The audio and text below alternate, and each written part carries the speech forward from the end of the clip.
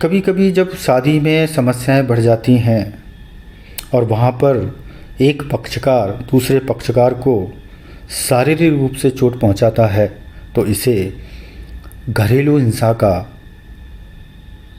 रूप दिया जाता है। घरेलू हिंसा को समझने के लिए ज़रूरी है कि ये देखना कि जिसके साथ घरेलू हिंसा कारित हुई उसका इंटेंशन क्या था। क्या कोई एक जीवन साथी जब दूसरे जीवन साथी के साथ घरेलू हिंसा करता है तो वहाँ पर कभी कभी ऐसा होता है या ऐसी स्थितियाँ बनती है कि एक जीवन साथी को शारीरिक रूप से चोट पहुँचाई जाती है, या ये कहें कि एक पक्षकार को ऐसी स्थिति में डील करना ही नहीं आता। अगर एक पक्षकार रो रहा है, चिल्ला रहा है और दूसरा उसे चुप करने की कोशिश कर रहा है तो हो सकता है कि वहाँ पर कभी कभी घरेलू हिंसा जैसी घटनाएं सामने देखने को मिलें।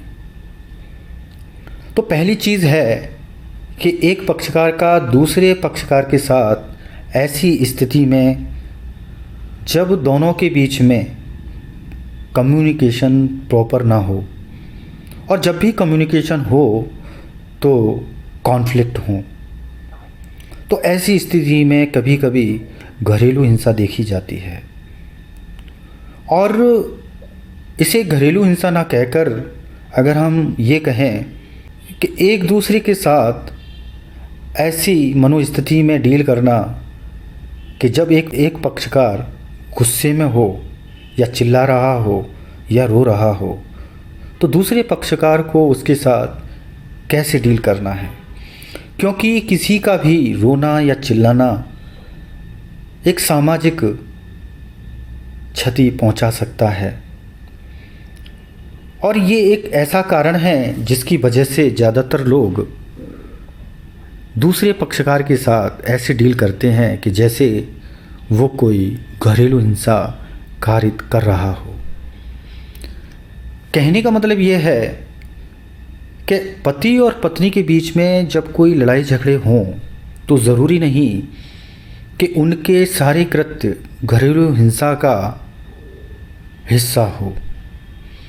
कभी कभी पक्षकारों को एक दूसरे के साथ डील करना नहीं आता और बिना किसी इंटेंशन के वे एक दूसरे को मारते हैं, पीटते हैं या अलग अलग तरीके के रिएक्शन देते हैं। लेकिन जब इन बातों को आप किसी से साझा करते हैं तो सामने वाला इसे घरेलू हिंसा ही समझेगा और इसके बाद जो भी होगा वो गलत ही होगा। तो घरेलू हिंसा को समझने की बात है, कभी कभी घरेलू हिंसा स्थिति और परिस्थितियों पर भी निर्भर करती है। जैसा दिखता है वैसा नहीं होता।